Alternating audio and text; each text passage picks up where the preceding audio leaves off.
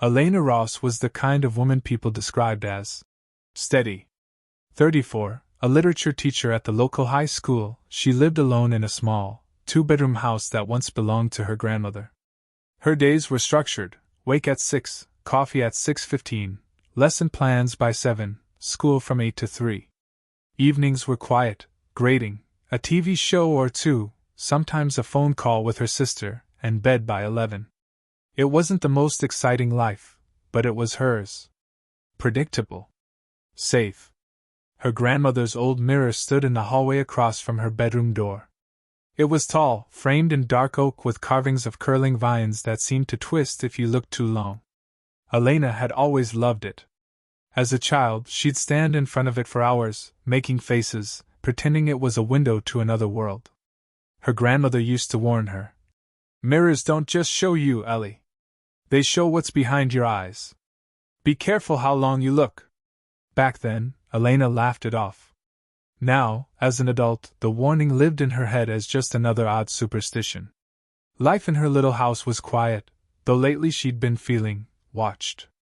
It wasn't unusual for her to come home, drop her bag, and swear she saw a shadow shift in the mirror's reflection. Or maybe her own face moved a fraction too late, as if lagging behind. She dismissed it, blaming her tired eyes. Her students noticed she seemed distracted. When one asked if she was all right, she smiled and said, "Just not sleeping well." It was true. For weeks now, she'd been waking up at 3:12 a.m., without fail. No sound, no nightmare, just sudden, alert wakefulness, as though something had tugged her out of sleep. That night she sat at her desk with a cup of chamomile tea, grading essays. When she finally rose to get ready for bed, she passed the hallway mirror. Something made her pause. She leaned in, studying her own reflection. Same auburn hair, same sharp cheekbones, same faint scar by her eyebrow from a childhood bike accident. But her reflection blinked, once, sharply, even though she hadn't. Elena froze. Her heart stuttered in her chest, her skin prickling with cold sweat. She stared, refusing to move. The reflection stood perfectly still, eyes wide and unblinking, as if mocking her shock. Then she shook her head. "I need sleep," she muttered, forcing a laugh. "Just exhaustion." She turned off the hallway light and went to bed. But in the dark, lying awake at 3:12 a.m. again, she couldn't stop thinking, "I didn't blink." The next few days, Elena tried to bury the thought. She worked late, watched mindless shows, even started running in the mornings again to exhaust herself. But no matter what she did, she woke at 3:12 a.m., every single night. And the mirror seemed different now. It wasn't just a blink. Little things kept happening. Passing by quickly, she'd swear her reflection's mouth curled into a smirk she hadn't made.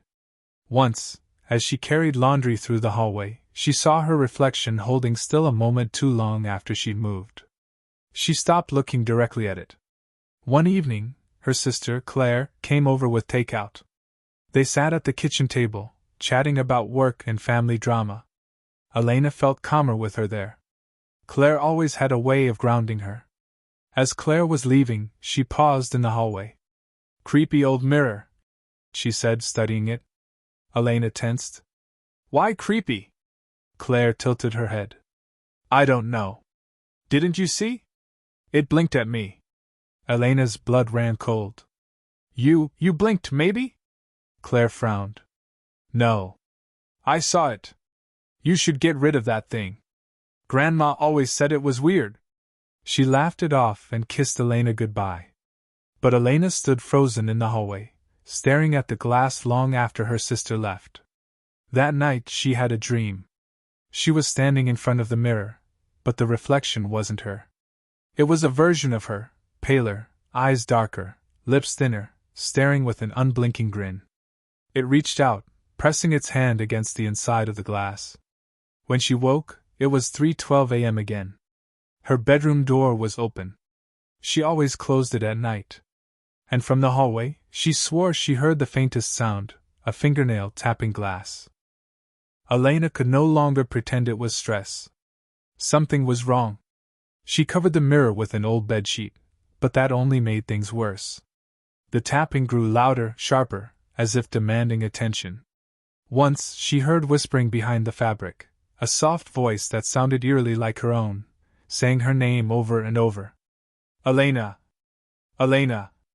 By the third night she snapped. She tore the sheet down, shouting, "What do you want from me?" The reflection smiled. Not her smile, a stretched, malicious grin. Then, without her moving, the reflection raised a hand and pointed directly at her. Her breath came fast and shallow. "You're not me!" The reflection tilted its head, then mirrored the tilt back at her. A cruel game. Panicked, Elena grabbed a hammer from her tool drawer and smashed the glass. The mirror shattered into jagged shards. Relief washed over her as the pieces scattered across the floor. But then, in each shard she saw the reflection. Dozens of tiny Elenas, all smiling, all blinking in unison. She stumbled back, screaming. That night she dreamed again. This time, she was trapped inside the mirror, pounding her fists against the glass. On the other side, her double stood in her house, calm and free. When she woke, she ran to the bathroom mirror, desperate to see herself. The reflection looked normal. Except, there was a faint crack running across its surface. And when she turned to leave, her reflection didn't. It stood still, watching. Elena stopped going to work. She stopped answering her sister's calls. Days blurred together in a haze of sleepless nights and fearful pacing. The reflection no longer bothered to mimic her. It wandered the house freely inside the glass, appearing in windows, picture frames, even the shine of her laptop screen. Sometimes it sat at her kitchen table, staring until she looked away. On the seventh night, at exactly 3:12 a.m., Elena woke to find her reflection standing at the foot of her bed.